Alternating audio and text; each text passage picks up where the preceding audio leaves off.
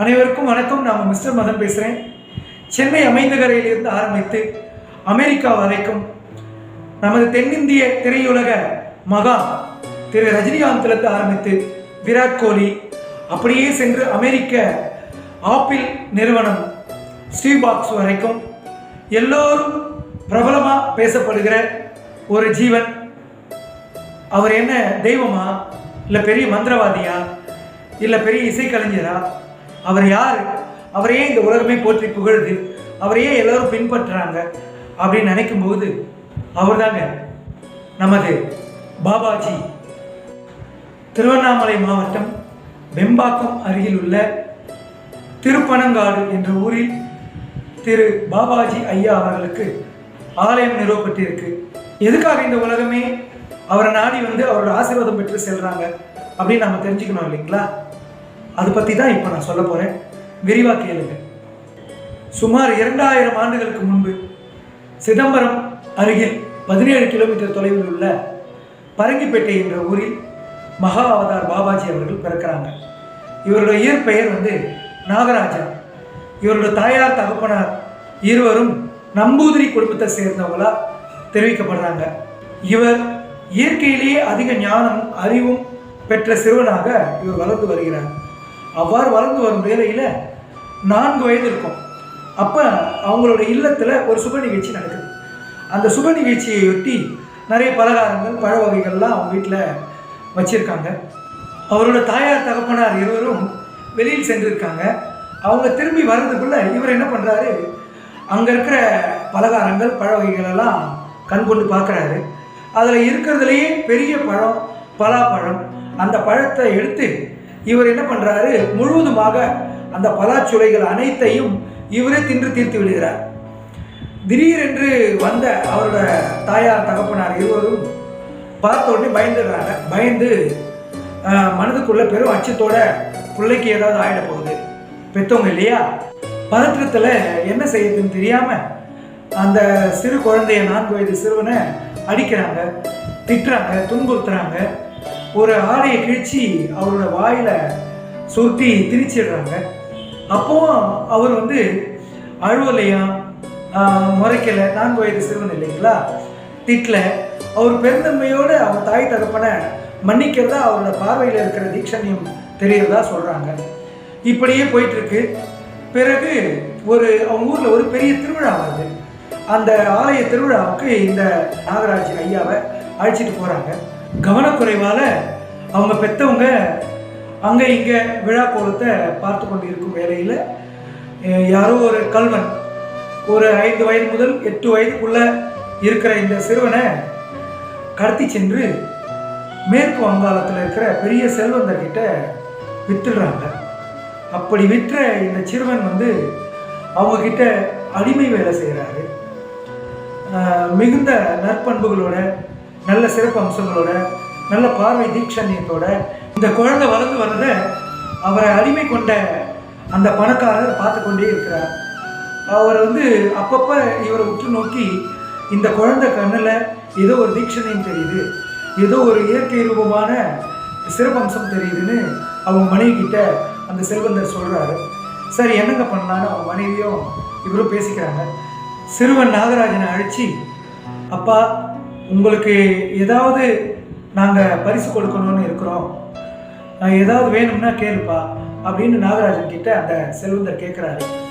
அதுக்கு அந்த நாகராஜன் ஐயா சொல்கிறாங்க, எனக்கு எதுவும் வேண்டாம், இவ்வளோ காலம் நான் உங்களுக்கு நல்லபடியாக நடந்துக்கிட்டேன், எனக்கு ஏதாவது செய்யணும்னு நீங்கள் விரும்புனீங்கன்னா என்னை வெளியில் அனுப்பிவிடுங்க, நான் எங்காவது சென்று பிழைச்சிக்கிறேன், எனக்கு ஆன்மீகத்தில் அதிக நாட்டமாக இருக்குது, பல்வேறு குருமார்கள்லாம் இந்த பக்கம் அடிக்கடி செல்வதை நான் பார்க்குறேன், நான் அவர்களோடவே சென்று சேர்த்துக்கிறேன் அப்படின்னு கேட்குறாரு பணியோட. அவங்களும் இவர் மேலே கொண்ட பாசத்தின் காரணமாக அவரை அனுப்பி வச்சிடுறாங்க. அதன் பிறகு இவர் வந்து நிறைய ஞானிகள், மகான்கள், பெரிய பெரிய குருமார்களோட சேர்ந்து இவர் பிரயாணம் பண்ணுறாரு. அதற்கப்புறம் இவருக்கு சுமார் 11 வயது இருக்கும். இலங்கையில் இருக்கிற கதிர்காமம் என்ற ஊரில் முருகரோட ஆலயம் நிறுவப்பட்டிருக்கு. அங்கே செல்றாரு. அங்கே அனைத்து மதத்தினரும் அந்த முருகர் வழிபட வருவாங்க. அங்கே வந்து கோல்டு பிளேட்டில் இருக்கிற மிஸ்டிக் எந்திரம் மட்டும்தான் இருக்கும், முருகரோட சிலை இருக்காது.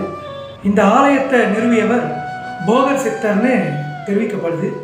5th செஞ்சுரியில் புத்தர் வந்து இவரை பற்றி முன்கூட்டியே தெரிவிச்சிருக்கிறாரு. சுமார் 800 ஆண்டுகளுக்கு பிறகு நாகா என்பவர் பூமியில் பிறப்பார். இவர் வந்து கிருஷ்ணரோட குவாலிட்டி, அதாவது ரோகிணி நட்சத்திரத்தில் பிறக்கிறதுனால கிருஷ்ணரோட குவாலிட்டி இவர்கிட்ட இருக்கும் அப்படின்னு தெரிவிக்கிறாரு. இவர் கார்த்திகை மாதம் பிறக்கிறதுனால முருகரோட அருளும் இவருக்கு இருக்கும்னு முன்கூட்டியே தெரிவித்து வச்சிருக்கிறாங்க. சிதம்பரத்தில் இருக்கிற ஆலயத்தை பார்த்தீங்கன்னா அவங்களுக்கு தெரியும். அங்கே திருமூலரின் சொரூப சமாதி நிறுவப்பட்டிருக்கு. அந்த ஆலயத்தில் 21,600 டைல்ஸ் பதிக்கப்பட்டிருக்கு. அது நம்ம 21,600 சுவாசத்தை குறிக்குது. அதில் 72,000 கோல்டு நைல்ஸ் அமைக்கப்பட்டிருக்கு. அது நம்ம 72,000 நாடி நரம்புகளை குறிக்கிறது. கதிர்காமம் சென்று வந்த பிறகு இவர் ஒரு ஆலமரத்தின் அடியில் அமர்ந்து 6 மாத காலம் சுய பிரார்த்தனை செய்து வந்ததாக கூறப்படுகிறது. இவர் தியானம், கிரியா, யோகம், தவம் முதலியவற்றில் சிறந்து விளங்குகிறார். அன்னிபெர்சன்ட் அம்மையார் வந்து இவரை ஒரு எக்ஸ்ட்ராடினரி பர்சன் அப்படின்னு தெரியப்படுத்துகிறாங்க. இவர் இறப்பை வென்றவர் என்று கருதப்படுகிறது. கொங்கண சித்தர், இடைக்காலர், கருவூரார் இவர்கள் எல்லாம் பாபாஜியோட உடன் இருந்ததா தெரிவிக்கிறாங்க. 18 சித்தர்களுள் மிகச்சிறந்த சித்தரான போகர் சித்தர் வந்து இவருக்கு குருவா இருந்து இவருக்கு ஞான திருஷ்டி வழங்கியிருந்தா தெரிவிச்சிருக்காங்க. கடைசியில் குற்றாலத்திற்கு சென்று அகத்தியரை தரிசிக்குமாறு போகர் அவங்க பாபாஜியை அனுப்பி வச்சதா கூறப்படுகிறது. அதன் பிறகு இவர் வந்து இமயமலை நோக்கி சென்றதா சரித்திரம் இருக்கு. இன்றும் இமயமலையில் பாபாஜி அவர்கள் சூட்சம ரீதியாகவும் நேரடியாகவும் காட்சி தருவதாக அனைவரும் தெரிவித்துக் கொண்டிருக்கின்றனர். இறுதியில் இவர் 16 முதல் 18 வயதிற்குள் சர்விகல்ப சமாதி நிலை அடைந்ததாக கூறப்படுகிறது. மார்ஷல் கோவிந்தன் என்பவர் முதலில் பாபாஜியை பற்றி புத்தகமாக வெளியிடுகிறார். யோகி ராமையா, நீலகண்டன் என்பவர்கள் பாபாஜியின் இடத்தில் சூட்சம ரீதியாக கிரியாயோகம் கற்றுக்கொண்டதாக கூறப்படுகிறது. 1970 முதல் 88 வருடம் வரை 28 ஆண்டு காலம் ராமையா, நீலகண்டன், கோவிந்தன் ஆகிய மூவர்கள் உலகம் முழுவதும் பாபாஜியினோட பேரொருளை பரப்புகிறார்கள். பல ஆயிரம் ஆண்டுகள் தவம் புரிந்து கொண்டிருக்கும் சித்தர்கள் அனைவரையும் இமயமலையில் உள்ள சித்தாசிரமம் என்ற இடத்தில் பாபாஜியுடன் சேர்த்து காணலாம் என்று மூத்தோர்கள் தெரிவிக்கிறார்கள். மேற்கத்திய நாடுகளில் இவருக்கு லாமா பாபாஜி, ஹரியகன் பாபாஜி, ஹைடகன் பாபாஜி, நைடால் பாபாஜி என்று பல்வேறு பெயர்கள் கொண்டு இவரை அழைக்கிறார்கள். ஆனால் உண்மையிலேயே இவர் யாருக்கு சொந்தம் என்று கேட்டால் நமது தமிழ் மண்ணிற்கு மட்டும்தான் சொந்தம். இவரை சிவனோட மறு உருவம் என்றும் அழைக்கிறார்கள். இவர் தெரிவித்த இந்த கிரியா யோக விஞ்ஞான முறையை இந்த உலகம் முழுவதும் கையாண்டு பல்வேறு தரப்பினரும் பல்வேறு சிறப்பு அம்சங்களை உடல் ரீதியாகவும், மன ரீதியாகவும், வாழ்வு ரீதியாகவும், பொருளாதார ரீதியாகவும் முறையான பயிற்சி செய்து முன்னேற்றம் அடைகிறார்கள். கிரிக்கெட் வீரர் விராட் கோலியில் ஆரம்பித்து தமிழ் திரையுலக மகான் ரஜினிகாந்த் வரையிலும் பல்வேறு அறிவியல் வல்லுநர்கள் முதல் ஆப்பிள் நிறுவனர் ஸ்டீவ் ஜாப்ஸ் வரை பாபாஜி தமிழகத்தில் உலா வந்ததும் உண்மை, இமயமலையில் வசிப்பதும் உண்மை என்று உலகம் முழுக்க தெரிவித்துக் கொண்டுதான் இருக்கிறார்கள். பாபாஜி அவர்கள் இமயமலையில் வாழ்ந்து கொண்டு இந்த கிரியா யோக பயிற்சி விஞ்ஞானம் அனைத்து தர மக்களுக்கும் பயன்பட வேண்டும் என்று லாஹிரி மகாசாயர் என்ற ஒரு சம்சாரி பேரம் பேத்தி எடுத்தவங்க அவருக்கு இந்த கிரியா யோகத்தை போதிக்கிறார். அதன் பிறகு லாஹிரி மகாசாயர் என்பவர் யுக்தேஸ்வர் கிரிக்கு இந்த கிரியா யோகத்தை போதிக்கிறாங்க. யுக்தேஸ்வர் கிரி ஐயாவிடமிருந்து யோகானந்த பரமஹம்சருக்கு இந்த கிரியா யோகம் தெரிவிக்கப்படுது. இந்த கிரியா யோகத்தை முறையாக பயிற்சி பெற்று முதலில் புத்தகமாக பரமஹம்ச யோகானந்தர் அவர்கள் வெளியிடுகிறார்கள். இந்த பாபாஜியோட கிரியா யோகத்தை அமெரிக்கா முழுவதும் பரப்பியவரும் இந்த யோகானந்த பரமஹம்சர் தான். இந்த மகா அவதார் பாபாஜி அருளிய பொக்கிஷமாக கருதக்கூடிய கிரியா யோகத்தை Jehoaddah Satsanga society of India அவங்க சென்ட்ரல் கவர்மெண்ட் ஸ்பான்சர்ஷிப்போட இணைந்து உலக மக்களுக்கு நல்ல முறையில் பயிற்சி அளித்து வருகிறார்கள்.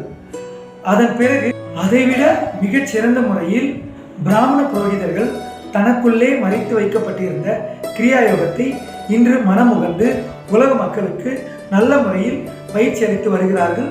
நாமும் அவர்களிடமிருந்து பயிற்சி பெற்று திரு மகா அவதார் பாபாஜி அவர்களின் ஆசியை பெறுவோம் என்று பணிவுடன் கேட்டுக்கொண்டு, திருவாளர் மகா அவதார் பாபாஜியின் சூட்சும ரீதியான காட்சியை நாமும் கண்டுகளித்து அவரின் நல்லாசியுடன் கிரியா யோகத்தை நன்கு பயிற்சி பெற்று நாமும் பயனடைவோம் என்று பணிவுடன் வேண்டி விரும்பி கேட்டுக்கொள்கிறேன். நன்றி, வணக்கம்.